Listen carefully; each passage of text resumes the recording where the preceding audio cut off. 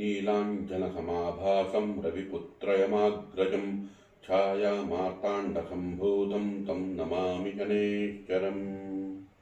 ಓಂ ಶನೈಶ್ಚರಾಯ ನಮಃ. ನಮಸ್ಕಾರ, welcome to ವಾಸ್ತುಜ್ಯೋತಿ.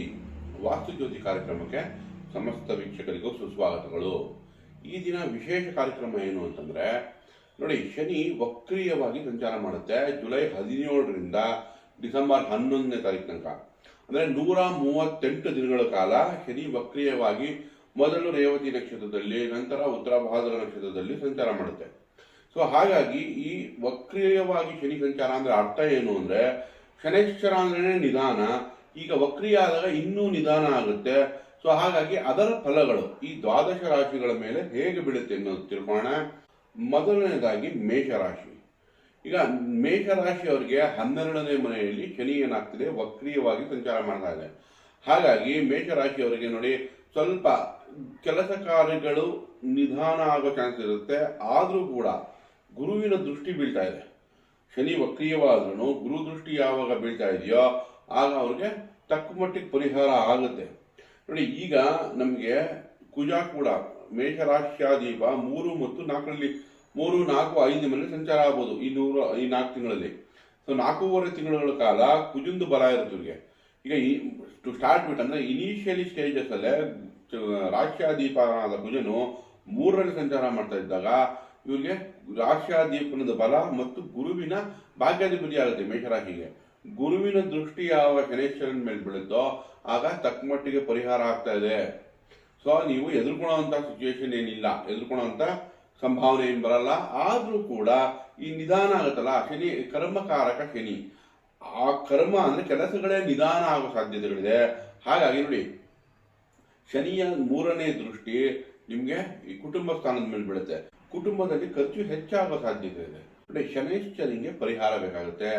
ಎಳ್ಳೆಣ್ಣೆ ದೀಪ ಹಚ್ಚೋದಾಗ್ಲಿ, ಅಥವಾ ಶನಿವಾರ ನೀವು ಶನೈಶ್ವರನ ದೇವಸ್ಥಾನಕ್ಕೆ ಭೇಟಿ ಕೊಟ್ಟು ನಿಮ್ಮ ಹೆಸರ ರಚನೆ ಮಾಡಿಸೋದಾಗ್ಲಿ, ಅಥವಾ ನೀವು ಒಂದು 10 ನಿಮಿಷ ಅಲ್ಲಿ ಕೂತ್ಕೊಳ್ಳಿ, ಅಲ್ಲೇ ಎಳ್ಳೆಣ್ಣೆ ದೀಪ ಹಚ್ಚಿ, ಅಥವಾ ಹನುಮಾನ್ ಚಾಲಿಸ ಹೇಳ್ಕೊಳ್ಳಿ, ಅಥವಾ ರಾಮರಕ್ಷಾ ಸ್ತೋತ್ರ, ಶ್ರೀರಾಮ ರಾಮ ರಾಮೇತಿ ರಮೇ ರಾಮೇ ಮನೋರಮೆ ಸಹಸ್ರನಾಮದ ತುಲ್ಯಂ ಶ್ರೀರಾಮನಾಮ ವರಾನನೆ, ಇದನ್ನ ಹೇಳ್ಕೊಡ್ತಾ ಇರೋದ್ರಿಂದ ಖಂಡಿತ ನಿಮಗೆ ಪರಿಹಾರ ಆಗುತ್ತೆ. ಹಾಗೆ ನೋಡಿ, ಸೂರ್ಯ ಕೂಡ ನಿಮಗೆ ಅಕ್ಟೋಬರ್ 6ನೇ ಮನೆಯಲ್ಲಿ ಸಂಚಾರ ಮಾಡುತ್ತೆ. ಸೊ ಹಾಗಾಗಿ ನಿಮಗೆ ಕೆಲಸ ಕಾರ್ಯಗಳು ಆ ಅಕ್ಟೋಬರ್ ಟೈಮಲ್ಲಿ ಬೇಗ ಆಗುವಂಥ ಚಾನ್ಸಸ್ ಹೆಚ್ಚಾಗಿ ಕಾಣುತ್ತೆ.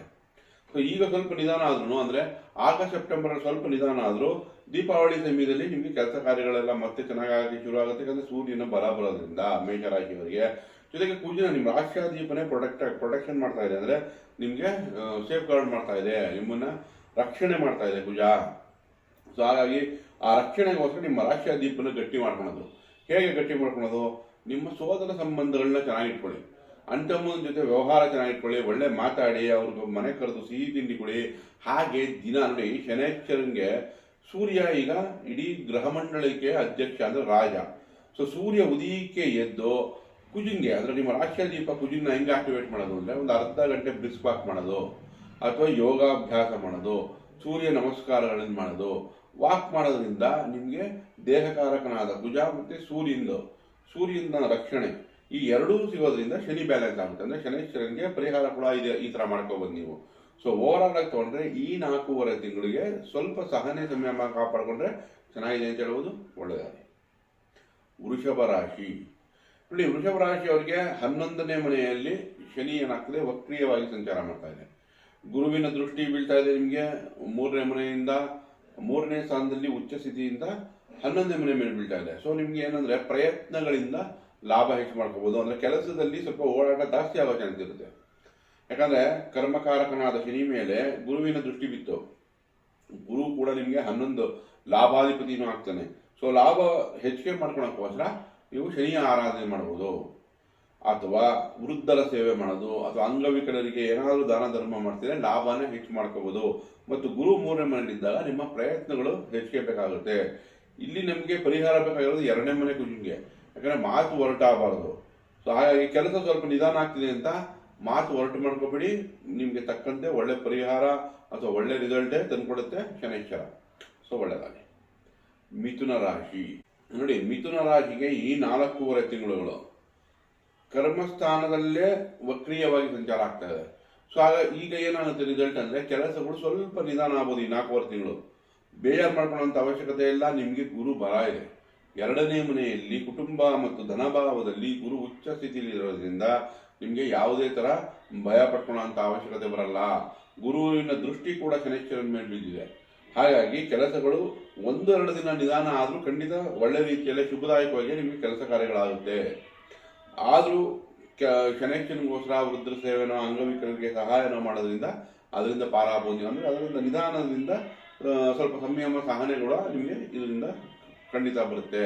ಬಟ್ ಈಗ ಕುಜ ನಿಮ್ಮಲ್ಲಿ ಸಂಚಾರ ಮಾಡ್ತಾರೋದ್ರಿಂದ ಓಂ ಕಾರ್ತಿಕೇಯ ನಮಃ, ಓಂ ಸುಬ್ರಹ್ಮಣ್ಯ ನಮಃ, ಓಂ ಕಂದಾಯ ನಮಃ, ಓಂ ಷಣ್ಮುಖಾಯ ನಮಃ ಈ ಥರ ಅಷ್ಟೋತ್ತರಗಳು ಹೇಳ್ಕೊಳ್ತಾ ಇರೋದ್ರಿಂದ ಅಣ್ತಮ್ಮಂದ್ರೆ ಏನಾದರೂ ಸಿಹಿ ತಿಂಡಿ ಕೊಡೋದು, ಸೂರ್ಯ ಉದೀಕೆ ಇದ್ದು ಚಟುವಟಿಕೆಯಿಂದ ಇರೋದ್ರಿಂದ ಖಂಡಿತ ನಿಮಗೆ ಇದು ಪರಿಹಾರನೂ ಆಗುತ್ತೆ, ಕೋಪತಾಪಗಳು ಕಡಿಮೆನೂ ಆಗುತ್ತೆ.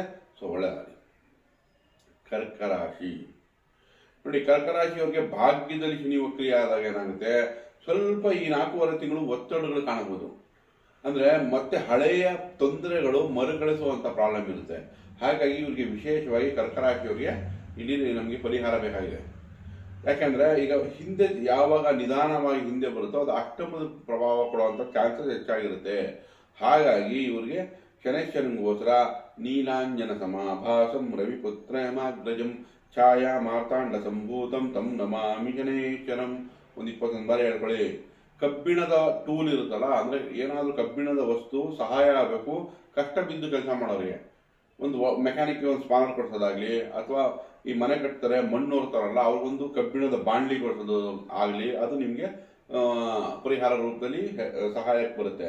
ಅದೇ ತರ ಕರ್ಕ ರಾಶಿಯವರಿಗೆ ನೋಡಿ, ಸೂರ್ಯ ನಿಮ್ಗೆ 3ನೇ ಮನೆಯಲ್ಲಿ ಸೆಪ್ಟೆಂಬರ್ ಅಕ್ಟೋಬರ್ ತಿಂಗಳಲ್ಲಿ 3ನೇ ಮನೆ ಸಂಚಾರ ಮಾಡ್ತಾ ಇರುತ್ತೆ. ಆಗ ಕೆಲಸ ಕಾರ್ಯಗಳು ಅಭಿವೃದ್ಧಿ ಆಗುತ್ತೆ, ಕೈಗೆಟುತ್ತೆ. ಅದುವರೆಗೂ 1-2 ತಿಂಗಳ ಕಾಲ ಸ್ವಲ್ಪ ಪೇಷನ್ಸ್ ಬೇಕು. ಬಟ್ ನಿಮ್ಮ ರಾಶಿಯಲ್ಲೇ ಗುರು ಇದೆ, ಉಚ್ಚ ಸ್ಥಿತಿಲಿದೆ, ಮತ್ತೆ ದೃಷ್ಟಿ ಕೂಡ ಶನೈಶ್ವರನ ಮೇಲೆ ಆಗ್ತಿರೋದ್ರಿಂದ ಚಿಂತೆ ಬಿಡಿ, ಸಹನೆ ಶಾಂತಿ ಕಾಪಾಡ್ಕೊಳ್ಳಿ. ಡಿಸಿಪ್ಲೀನ್ ಆಗಿ ನಿಮ್ಮ ಕೆಲಸ ನೀವು ಮಾಡ್ತಾ ಇದ್ರೆ 1-2 ದಿನ ಬಿಟ್ಟಾದ್ರೂ ಪರವಾಗಿಲ್ಲ, ಶುಭದಾಯಕವಾಗಿ ನಿಮಗೆ ಕಾರ್ಯರೂಪಕ್ಕೆ ಕೆಲಸಗಳೆಲ್ಲ ಬರುತ್ತೆ. ಒಳ್ಳೆಯದಾಗಿ. ದಯವಿಟ್ಟು ಈ ವಿಡಿಯೋ ಇಷ್ಟ ಆಗಿದ್ದಲ್ಲಿ ಲೈಕ್ ಮಾಡಿ, ಶೇರ್ ಮಾಡಿ, ಸಬ್ಸ್ಕ್ರೈಬ್ ಮಾಡಿ. ಧನ್ಯವಾದ.